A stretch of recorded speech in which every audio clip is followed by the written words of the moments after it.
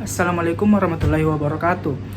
Saya Putra Reksa. Di sini saya akan memberikan beberapa contoh pemeriksaan yang dapat dilakukan pada regio solder kompleks. Namun sebelumnya saya akan menjelaskan sedikit mengenai apa sih solder kompleks itu. Jadi solder kompleks adalah sebuah sendi yang mempertemukan kaput humeri dan kavitas glonodalis. Sendi ini merupakan sendi yang paling bebas bergerak karena menghasilkan gerakan 3 DKG, yaitu fleksi ekstensi, abduksi adduksi, eksorotasi, dan endorotasi. Nah, kemudian selanjutnya melakukan pemeriksaan fisioterapi. Yang pertama itu ada anamnesi, yaitu tahap awal yang berisi tanya jawab kepada pasien, mengetahui data diri pasien. Anamnesi terbagi menjadi dua, yaitu anamnesi umum dan anamnesi khusus. Yang kedua ada infeksi yang bertujuan untuk melengkapi data dengan melihat kelainan yang spesifik yang berhubungan dengan keluhan pasien. Pada tahap ini memerlukan kecepatan dan ketetapan menganalisa keadaan pasien dalam waktu yang singkat. Ada dua infeksi, yaitu infeksi statis dan dinamis. Infeksi statis memperhatikan ekspresi wajah saat mengalami nyeri, postur, keadaan saat duduk maupun berdiri. Nah, yang selanjutnya itu ada infeksi dinamis, yaitu memperhatikan apakah ada kelainan atau rasa nyeri pada saat menggerakkan bahu. Nah, yang setelah itu setelah melakukan pemeriksaan fisioterapi, sekarang yang dilakukan adalah pemeriksaan fungsi dasar, yaitu gerakan aktif, pasif dan TMT. Nah, yang pertama itu ada gerakan aktif. Nah, gerakan aktif ini pasien diminta untuk melakukan gerakan fleksi, ekstensi, abduksi, adduksi, eksorotasi, dan endorotasi. Kemudian yang diperhatikan adalah koordinator gerakan, pola gerak, ritme, nyeri jika ada, dan ROM aktif. Pada pemeriksaan fungsi dasar yang meliputi gerakan aktif, pasif dan TMT, yang pertama itu saya akan mencontohkan gerakan aktif. Yang pertama itu ada fleksi, ekstensi, abduksi, adduksi, eksorotasi, endorotasi. Nah, yang kedua itu ada gerakan pasif, yang mana pasien dituntun untuk melakukan gerakan fleksi, ekstensi, abduksi, adduksi, eksorotasi, dan endorotasi. Dan yang diperhatikan adalah enfil, stabilisasi sendi, rasa nyeri jika ada, dan ROM pasif. Pertama itu ada gerakan fleksi, ekstensi, abduksi,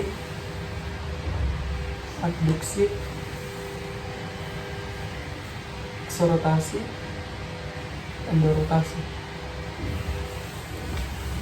Selanjutnya itu lagi ada TMT ya, di mana pasien diminta untuk melakukan gerakan fleksi, ekstensi, abduksi, eksorotasi, dan endorotasi. Kemudian fisioterapis menahan gerakan pasien dan memperhatikan apakah ada nyeri atau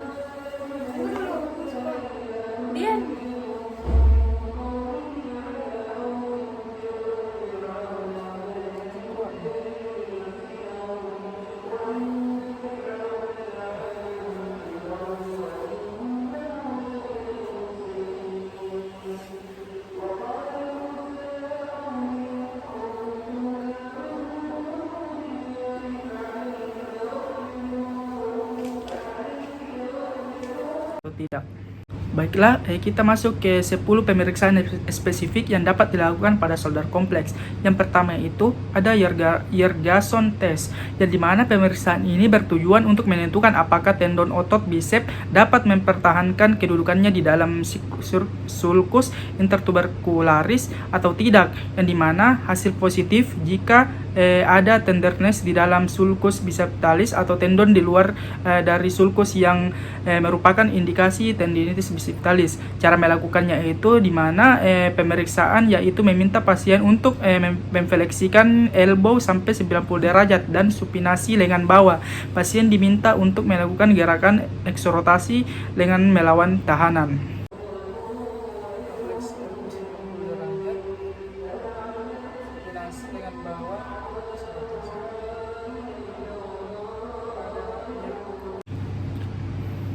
Nah, yang kedua itu ada speed test, yang dimana pemeriksaan ini dilakukan untuk mengidentifikasi biceps tendonitis caput longus pada bicipitalis groove, yang dimana cara pemeriksaannya itu posisi lengan pasien rileks di samping badan, kemudian fisioterapis meletakkan satu tangan pada shoulder pasien untuk mempalpasi tendon caput longus bicep dan tangan satunya pada wrist pasien.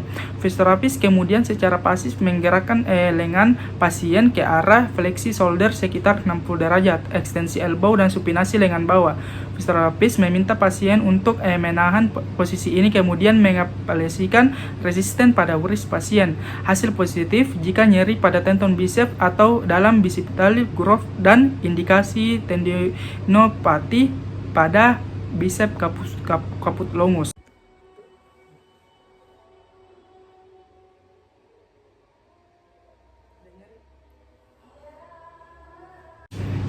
Nah, yang ketiga ada lagi drop arm test atau tes Mosley, yang dimana pemeriksaan ini dilakukan untuk mengetahui ada tidaknya kerusakan pada otot dan tendon rotator cuff.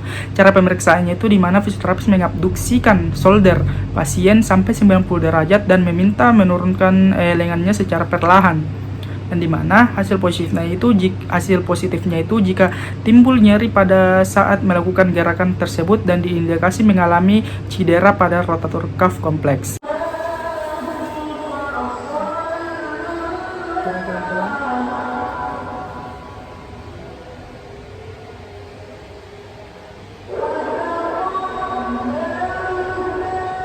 Ada nyeri? Nah, yang keempat ada supraspinatus test, yang dimana pemeriksaan ini bertujuan untuk mengetahui ada tidaknya kerusakan pada otot atau tendon supraspinatus. Cara pemeriksaannya itu abduksi shoulder pasien hingga 90 derajat dan fisioterapis memberikan tahanan dalam posisi tersebut, medial rotasi shoulder sampai 30 derajat pada thumb pasien menghadap lantai. Nah, hasil dan thumb pasien itu menghadap ke lantai, yang dimana hasil positifnya itu jika ada kelemahan atau nyeri sehingga diindikasi ada korobekan, cedera otot tendon maupun supraspinatus.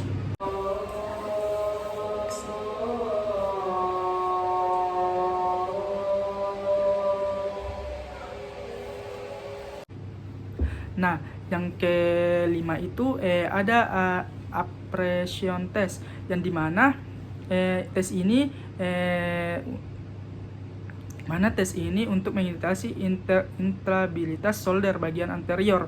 Cara pemeriksaan itu di mana posisi awal pasien fleksi elbow 90 derajat. Kemudian fisioterapis meletakkan satu tangan untuk menggenggam wrist pasien dan tangan satunya untuk menstabilkan shoulder. Fisioterapis selanjutnya secara pasif menggerakkan lengan pasien ke arah abduksi shoulder sekitar 90 derajat dan full eksorotasi.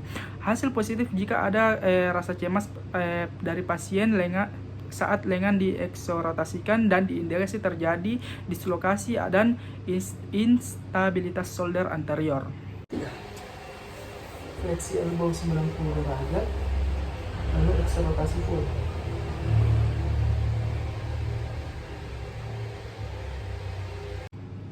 Nah, yang keenam ada Allen test. Tes ini berfungsi untuk mengidentifikasi thoracic outlet syndrome, terutama akibat kompresi otot skalenia posterior, di mana cara pemeriksaannya itu posisi lengan pasien rileks di samping badan. Fisioterapi meletakkan satu tangan untuk mempalpasi puls radialis pasien dan tangan satunya pada elbow pasien. Fisioterapis selanjutnya secara pasif menggerakkan lengan pasien ke arah abduksi, ekstensi, dan eksorotasi shoulder. Fisioterapi lalu meminta pasien untuk menoleh berlawanan arah dengan lengan yang dites, sedikit elevasi dagu, bernapas dalam dan tahan.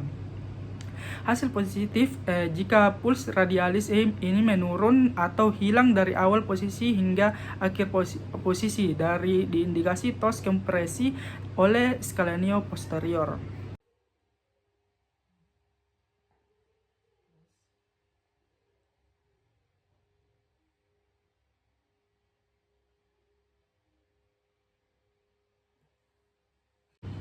Nah, yang ketujuh ada Adson test, yang dimana pemeriksaan ini bertujuan untuk mengidentifikasi thoracic outlet syndrome, terutama akibat kompresi otot skalenia anterior dan medial.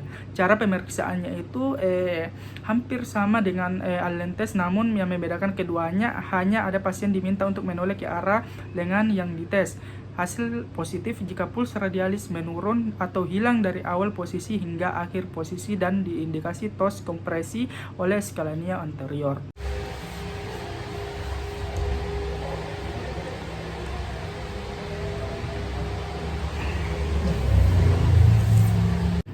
Nah, yang kedelapan itu ada apply strike test, di mana pemeriksaan ini dilakukan untuk mengetahui apakah positif tendonitis supraspinatus, di mana cara pemeriksaan pasien diminta untuk menggaruk daerah sekitar angulus medialis scapula dengan tangan sisi kontralateral melewati belakang kepala, di mana hasil positif jika timbul rasa nyeri di sekitar persendian bahu dan diindikasi tendonitis supraspinatus.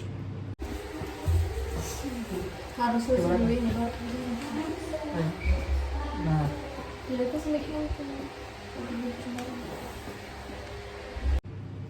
Nah, dan selanjutnya lagi itu ada yang ke-9, di mana ke-9 itu ada Ross test, yang dimana pemeriksaan ini bertujuan untuk mengidentifikasi adanya thoracic, di mana adanya thoracic outlet yang kompresi sindrom TOS, yang dimana cara pemeriksaannya itu pasien dalam kondisi bahu retraksi dan depresi sejauh mungkin. Selanjutnya pasien diminta untuk menutup dan membuka jarinya kuat-kuat secara bergantian.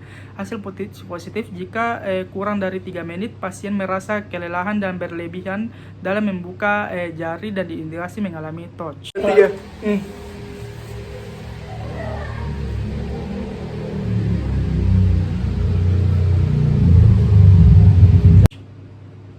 Dan yang selanjutnya ada lagi NERT test, yang dimana tes ini mengidentifikasi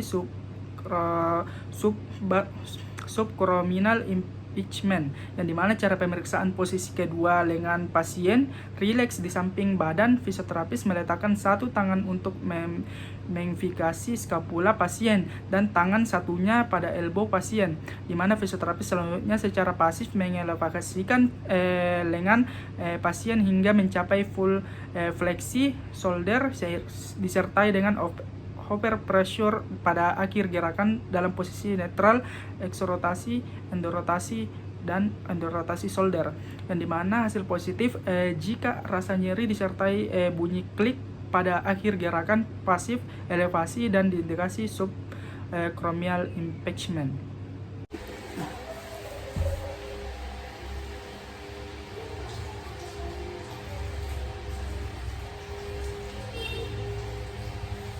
Nah, yang terakhir itu ada painful arch test, yang dimana tes ini dilakukan mengidentifikasi subchrominal impeachment, yang dimana cara pemeriksaannya itu lengan pasien rileks di samping badan, kemudian fisioterapis meletakkan satu tangan untuk menstabilisasi skapula pasien untuk menyiapkan counter pressure tes, dan tangan satunya menggenggam elbow pasien, di mana fisioterapis selanjutnya secara pasif mengelevasikan lengan pasien hingga mencapai full ROM pada bidang skapular dan secara perlahan mengembalikan ke posisi semula.